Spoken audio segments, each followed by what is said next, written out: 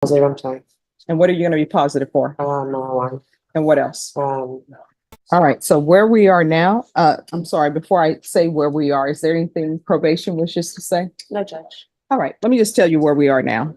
Where we are now is, do you want to be done with this probation? Are you ready to just move on with your life? Definitely. I'm sorry? Definitely. All right. So there's one or two ways you can move on with your life. The easy way for the court, and the easy way for probation would be for me to send you to prison for 3 years because you. The hearing begins with the judge getting straight to the point. Do you want to be done with probation and move on with your life? But the warning comes fast. If probation isn't followed, the easy way is 3 years in prison. This isn't small talk. It's a blunt reminder. Freedom is hanging by a thread. What do you think? Should judges start this direct, or does it set the tone too harshly? You're not doing what you're supposed to do. So, I mean, we can help you move on with your life that way. No. So why are you not doing your drug test? Your drug test? Yes. I don't get UAs. No, you have not submitted to drug testing. You're gonna submit to drug testing today. Do you Okay. understand? My PO hasn't, Well, I'm telling you, you're gonna submit to drug testing today. If you do not, a warrant will be issued for your arrest. Do you understand? yes, ma'am. You're gonna restart the BIPP course. Yes, ma'am. If you do not complete that, a warrant's going to be issued for your arrest. Do you understand? Understood. Is there anything you do not understand? The problem? Missed drug tests. The defendant tries to explain, but the judge isn't having it. You're going to submit today or a warrant will be issued. The room turns tense. Suddenly, this isn't about excuses.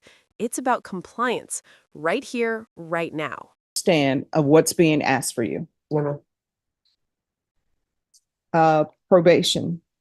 Is there anything else she needs? Judge, once the BIPP, her officer is asking that once her BIPP is finished, that she continue with the TAP recommendation. The TAP recommended drug diagnosis, outpatient treatment, monthly drug testing, and AA/NA meetings when necessary.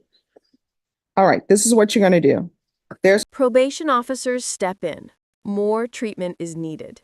Outpatient programs, monthly drug testing, and NA meetings. The judge agrees and demands a UA drug test today by 3 p.m. Then comes the reveal. The defendant admits she'll likely test positive for marijuana and meth. That confession drops like a hammer. Would you call this honesty refreshing or a dangerous sign she's not serious about change? It's going to be a UA today. Just one moment. And what's going to be the results of that UA? It will be negative. Or positive, I'm sorry. And what are you going to be positive for? Marijuana. And what else? Yeah. All right. So this is why you've been falling off. You said marijuana and what? And meth. Yes, sorry. That's no. All right. How often are you using? Not often at all. What does that mean? I have really bad anxiety, so I will smoke maybe once in the blue moon. Okay, meth doesn't help with anxiety. I know it doesn't. So To stay awake, be able to function, but No. it's not. my question is, everyone, please whisper. So here's the thing. We are past the point of excuses, right? I am trying to figure out what's going on in your life Yes, ma'am. so I can potentially get the help you need Yes, so you won't be going to prison. Yes, ma'am. So there's no excuse for using meth. No, You understand?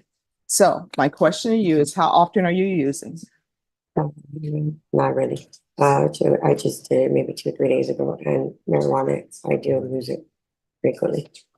All right. So She explains she smokes once every 2 months for anxiety, but then slips. She admits using meth just a few days ago. The judge quickly catches the contradiction. Meth stays in the system longer than that. The honesty is mixed with denial, and the courtroom feels the weight of it. your meth, that hasn't been 2 or 3 days ago, because if it was 2, 3 days ago, you wouldn't end up being positive for it. I'm not too sure if it comes out of your system or not. That's why I was being honest. And what are the ages of your children? 17 and 7. And where are they right now? They're at home with my brother. He's watching them. Is Child Protective Services in your life? Have they ever been in your life? No. We've never had an issue. And who else is available to watch your children other than your brother? I know. All right, is your mom in the home? Yes, ma'am. So why didn't you lead with that? My mom works with CPS Energy, so sometimes she works from home and sometimes she has to go to the office. So today she has to go to the office. All right, there's going to be a UA today, and you're going to do that UA by what time, probation? 3 o'clock, Judge. All right, by 3. The questioning shifts to her children, ages 17 and 7. Who's caring for them while she struggles with drugs? At first, she says her brother, then adds that her mother, who works for CPS Energy, is in the home too. The judge's frustration shows. Why didn't you lead with that?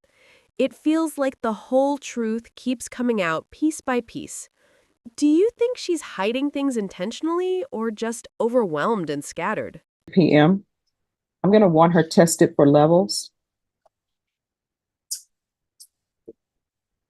And what else are you doing or not doing with your life? No, How do you spend your day? I'm currently working. All right. And when I'm off, I'm with my son right now. That summer, my daughter has a job, so my daughter works. So it's just me and my 7-year-old. Oh, and is your daughter the 17-year-old? Yes. And who all lives in the house? My mom, my dad, myself, my children, and my brother. All right. So probation, I'm going to want a field visit 1 time per month for 3 months. She is going to do intensive outpatient treatment with probation, and that'll be the dual diagnosis. And probation, do you think a referral to felony drug court would help her or no? Or is that too quick? It wouldn't hurt, Judge. All right, so we're going to do a referral to felony drug court. And let me just tell you, felony drug court is a difficult program, but they'll be able to help you with all the issues that you have. You have a mental health issue, they'll be able to help you with that. The BIPP course that you're supposed to be doing and the parenting classes that I'm going to order for you, they're going to help you with that. Do you understand? Yes, ma'am. So you need to go over there and be 100% honest with them. Yes. And if you miss your appointment with them, The judge lays out a strict plan: field visits, intensive outpatient treatment, parenting classes, and even a referral to felony drug court. It's described as tough, but designed to help with both addiction and parenting struggles. The message is clear.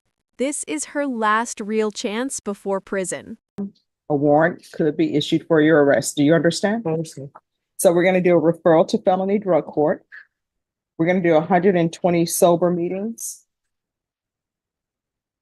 in 120 days. And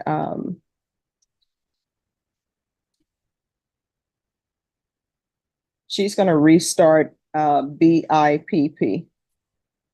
And I'm going to order parenting classes.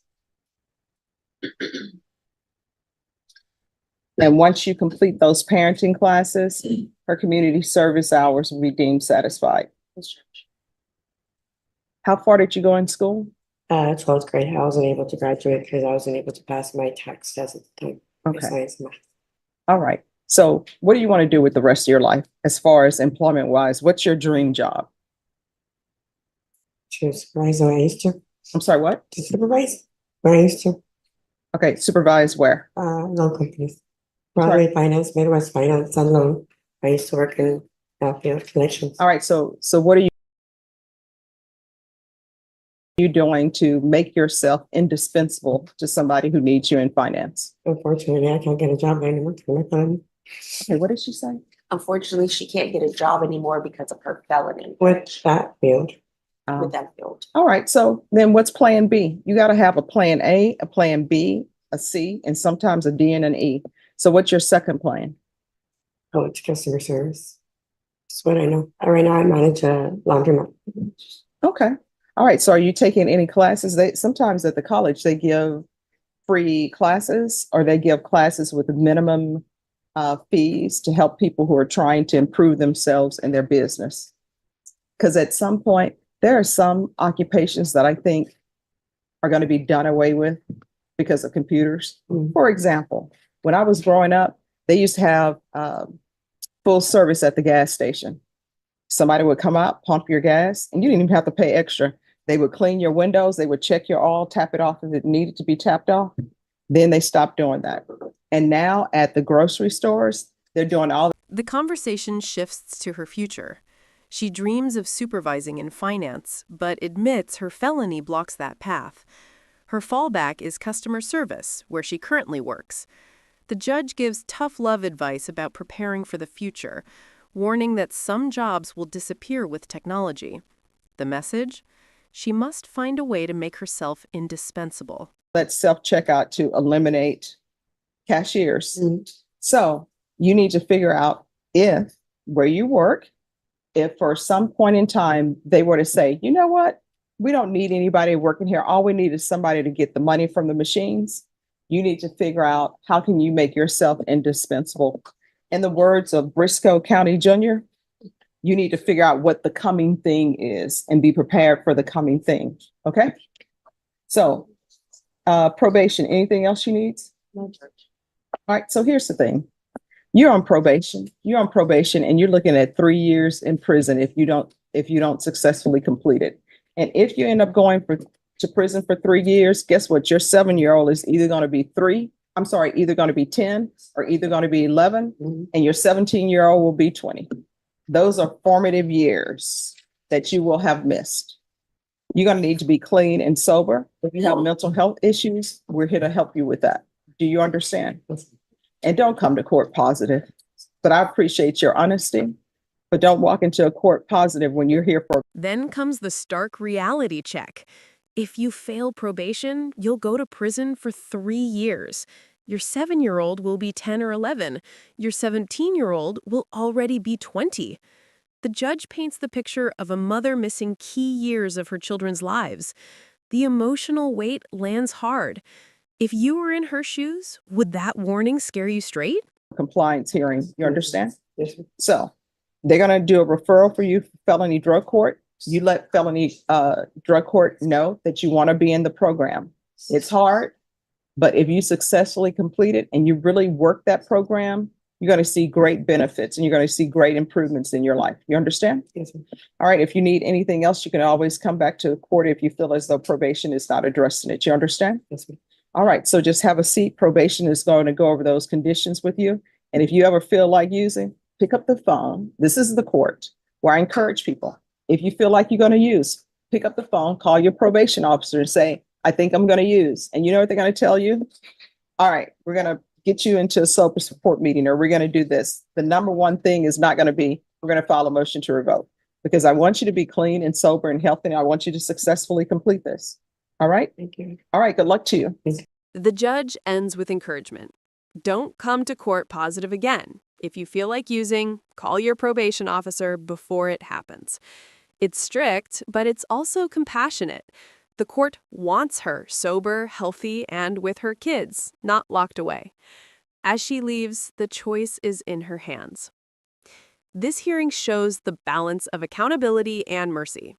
The defendant admitted drug use, struggled to explain her situation, and faced the real possibility of prison. But instead of sending her away, the judge gave her a strict but supportive plan: treatment, parenting classes, and drug court. The broader message is clear. The system will try to help, but excuses won't save you. Only commitment will. What do you think? Was the judge too patient, or exactly right to give her another chance? Drop your thoughts in the comments. And if you enjoy these real courtroom breakdowns, make sure to like, share, and subscribe.